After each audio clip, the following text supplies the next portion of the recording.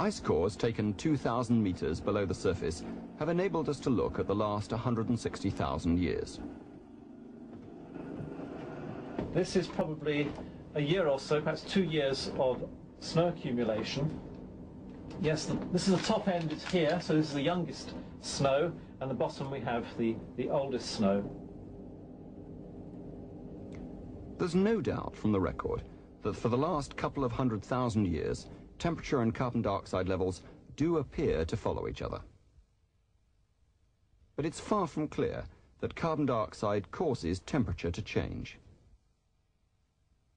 We certainly know that the temperature falls long before the carbon dioxide levels fall.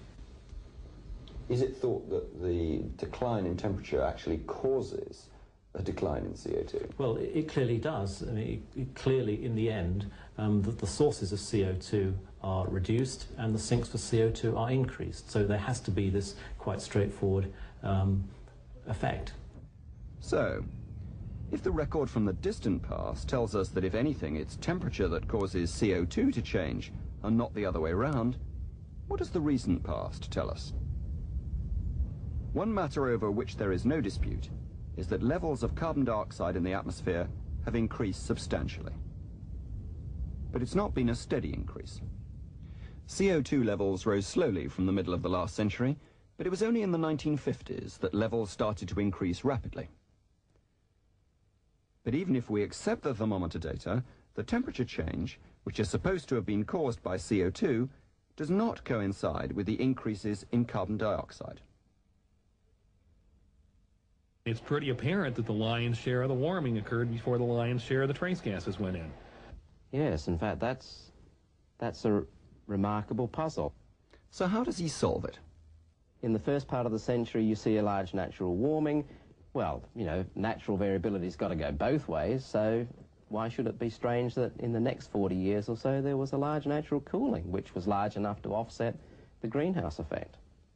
Michaels has a more straightforward explanation.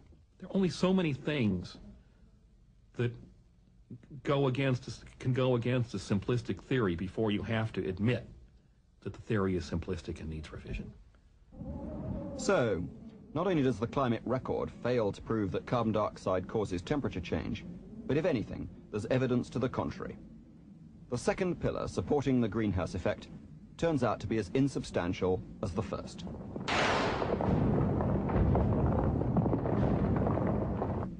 The third pillar supporting the greenhouse effect is the climate models.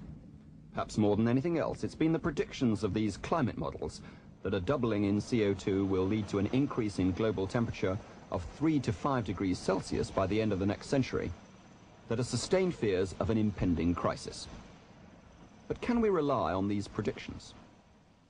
Although superficially similar, the climate models are radically different in character from the models used to provide daily weather forecasts. The computer models used to generate the weather forecasts, with which we're all familiar, start from information about the current situation and try to calculate what will be happening over the next few hours and days.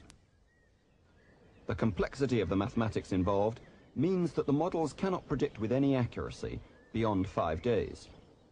Changes in climate take place over decades and centuries, so these weather forecasting models are of no use for estimating climate change.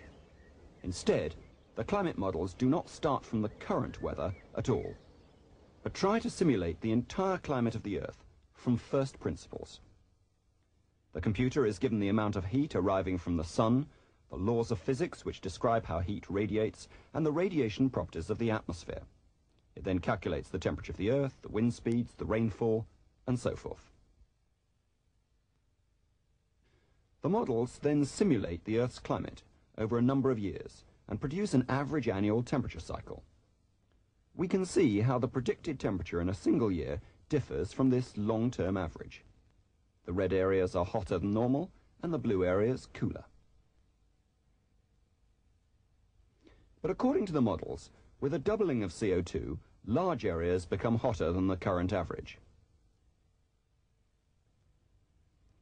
This model, produced by Steve Schneider's department at the US National Center for Atmospheric Research, is one of the world's 5 influential climate models. But if we're to believe the predictions of these models, we must first be convinced that they accurately simulate our current climate. The point that should be made is that Dr. Mitchell heads the team at the Met Office in Britain that has developed another of the world's major climate models. what in general we get is not just the north-south distribution of temperature, but also the large-scale variation across the continents. And this is very much as observed. They do very well. When we take our models and we let the sun get higher, it gets warmer, and we let the sun go away, it gets colder. I remember once talking to a U.S. congressional hearing about this, and one of the senators said to me, "You mean to tell me you guys have spent $1 billion of our money telling us that the winter is cold and the summer is hot?" And my answer was, "Yes, sir, and we're very proud of that." Some scientists, however, are less impressed. I don't think we could speak of the models as being accurate at this point. They're experimental tools. We're trying to forge these tools. To use them in a forecast mode for delicate things like this warming is calling on an accuracy these models simply do not have. We certainly don't understand the models well enough to take their predictions seriously. One criticism of the models has been that they fail to take account of all the so-called feedback effects. Some of the most important of these are related to clouds. Professor Jonas is a world expert on the effect of clouds on climate. His experiments are designed to find out how different types of cloud reflect the sun's rays. The climate models are treating clouds in a very simplistic manner, and this makes it very difficult to include the true magnitude of the feedback effects within those models. If temperature rises, evaporation increases and more clouds are created. But in turn, the clouds then reflect the sun's radiation away. This has the effect of giving rise to a smaller amount of warming at the Earth's surface.